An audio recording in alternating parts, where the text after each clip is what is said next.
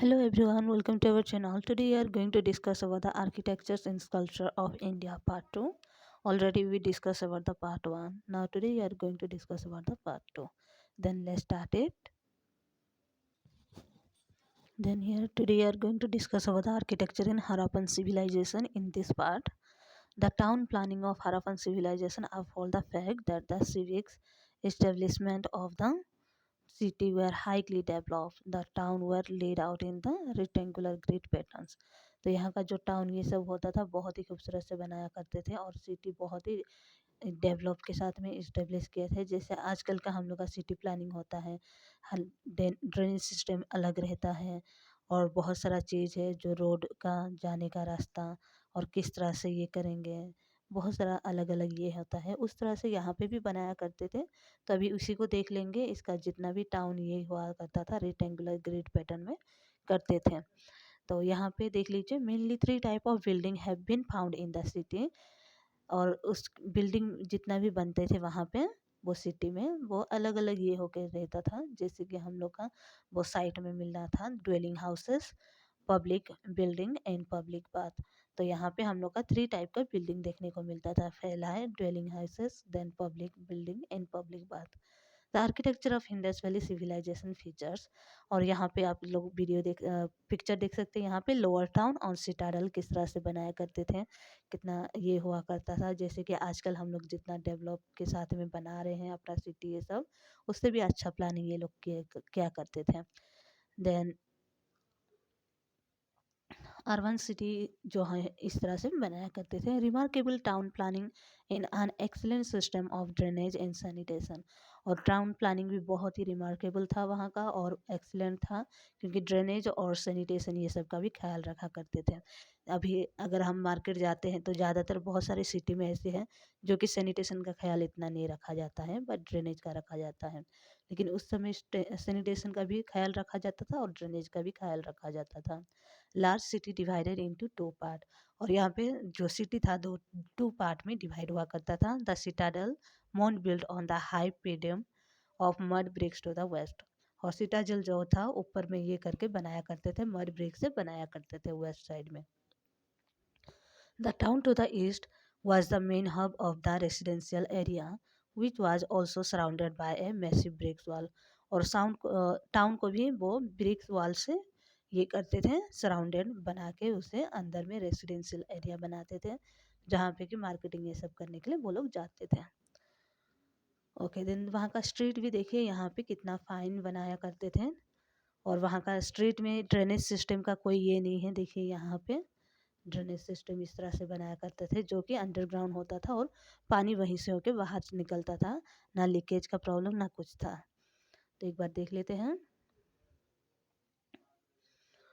Fine drainage system, well arrange water supply system, the street light system was in ward arrangement during the night to out the low breakers, particular place to throw trash and waste material, public well in every street, well in every house, main street varying for 9 feet to as wide as 30 to 34 feet and were divided into network of narrow lane with great skill of different dividing the cities. तो यहाँ पे जो ये किया करते थे ये बहुत ही फाइन तरीके से इसका ड्रेनेज सिस्टम भी हुआ करता था जो स्ट्रीट में। और बहुत ही अच्छा से वाटर सप्लाई सिस्टम था। स्ट्रीट लाइट भी हुआ करता था। जैसे आजकल अगर हम देखेंगे तो बहुत सारा विलेज ये सब में भी हमें इस तरह का देखने को नहीं मिलता है, लेकिन वहाँ का उस समय में इस तरह का ड्रेनेज सिस्टम बनाया करते थे, स्ट्रीट बनाया करते थे। स्ट्रीट ये करने के लिए करते थे, नाइट के टाइम में वहाँ पे कोई ये करके देख सके उसके लिए भी बनाया करते थे। और जितना भी वेस्ट मटेरियल होता है जैसे हम लोग अभी यहाँ पे वहाँ पे फेंक देते हैं, उस समय ऐसे नहीं था। पर्टिकुलर उसका प्लेस एक रहता था जहाँ पे वो लोग जाके वहाँ फेंक के आते थे। और वो स्ट्रीट 9 फीट का ये हुआ करता था और उसका वाइड जो रहता था 30 to 34 फीट का रहता था।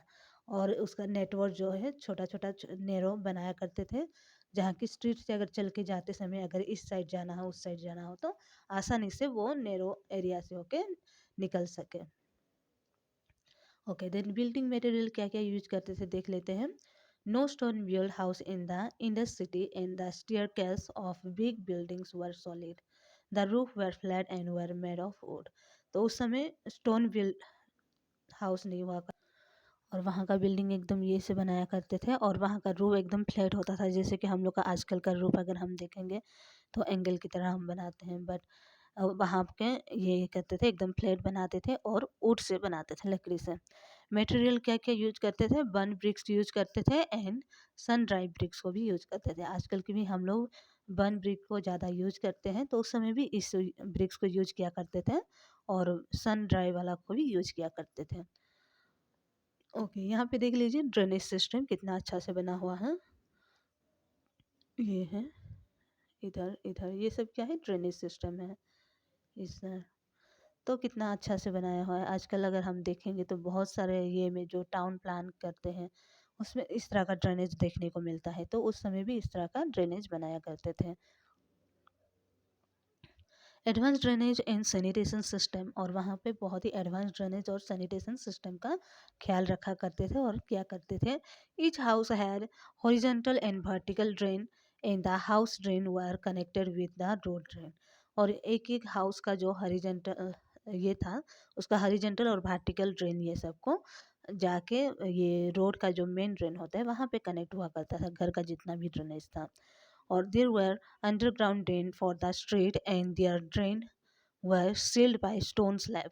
और वहाँ का जितना भी स्ट्रीट में जो ड्रेन हुआ करता था वो अंडरग्राउंड हुआ करता था और ऊपर में स्टोन का स्लैब से कवर किया करते थे। Bricks were used to make the soak pit, और ब्रिक्स वहाँ पे ये करने के लिए यूज किया करते थे।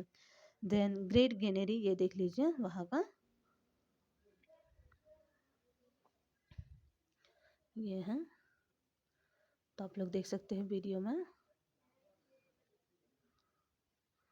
Okay, no grain storage container or clay ceiling such as would have been attached to goods for shipment were found in the so-called granaries of Harappa and Mohenjodaro. और हराप्पा एंड मोहनजोदारो का जितना भी ग्रेनरी था वहाँ पे ग्रेन रखने का कोई भी ये नहीं हुआ करता था, वहाँ पे सब कुछ ये करके रखा करते थे।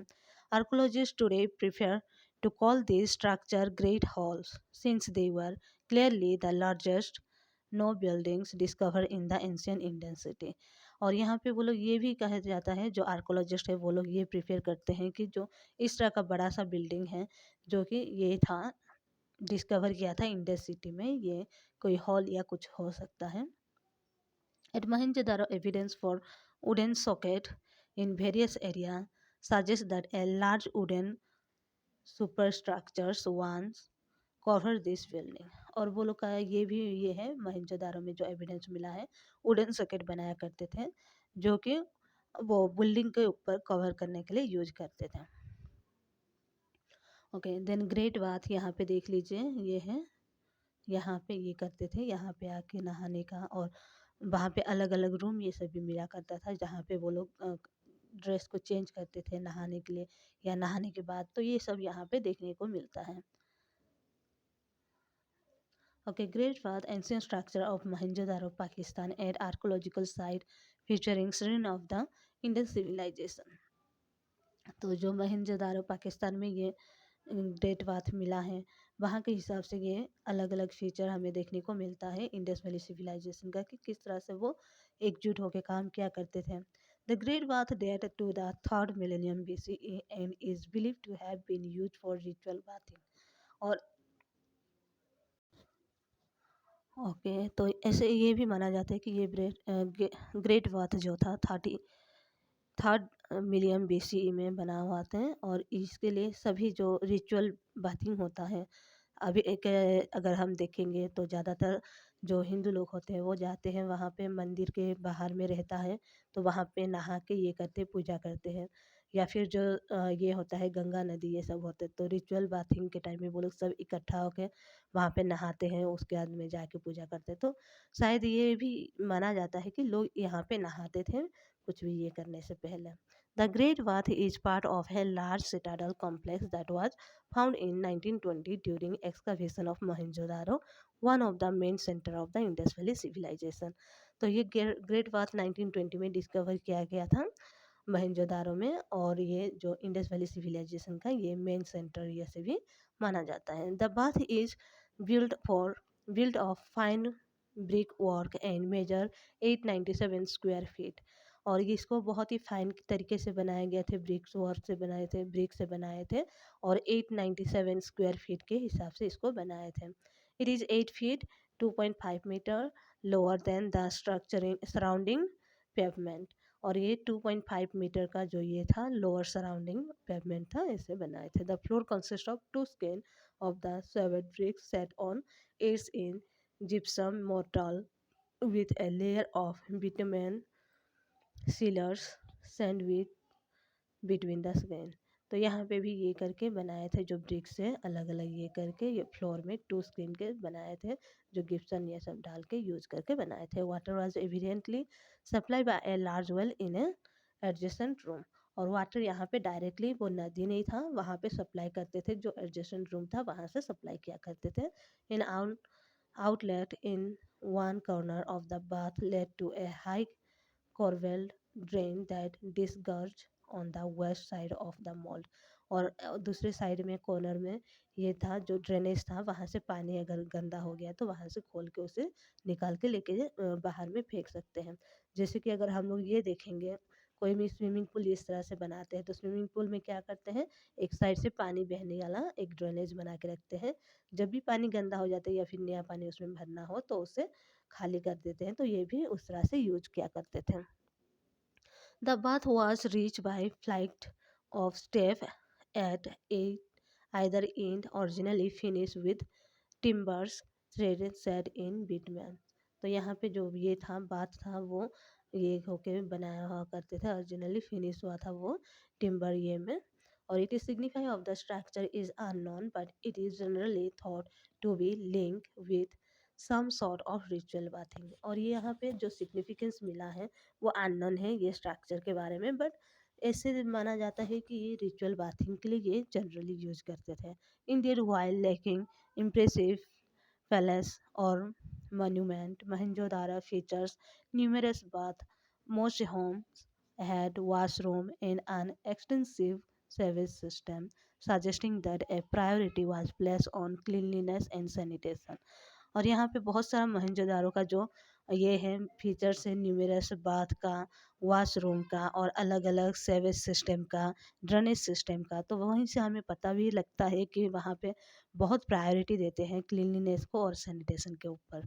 तो ये हम लोग का आर्किटेक्चर था हड़प्पन सिविलाइजेशन का। स्कल्पचर ऑफ हड़प्पन सिविलाइजेशन हम लोग नेक्स्ट क्लास में देखेंगे और उसके बारे में डिटेल में देखेंगे, और पिक्चर भी कुछ है उसको भी थोड़ा सा डिटेल में देख लेंगे। तब तक के लिए आप लोग ज़्यादा से ज़्यादा शेयर कीजिए, सब्सक्राइब कीजिए। और मे भी हो सकता है किसी के पास में ये ना हो, कोचिंग सेंटर में ज्वाइन ना किया हो, खुद से सेल्फ स्टडी कर रहे हो, तो उनके लिए ये बहुत ही इंपॉर्टेंट होता है। तो आप लोग को पीडीएफ भी चाहिए तब भी आप कमेंट करके बताइए। और ये फ्री ऑफ कास्ट है, और ज़्यादा से ज़्यादा आप लोग शेयर करने के लिए कोशिश कीजिए जिसको ज़रूरत है उन तक पहुँचने के लिए। Okay, thank you, take care, bye bye.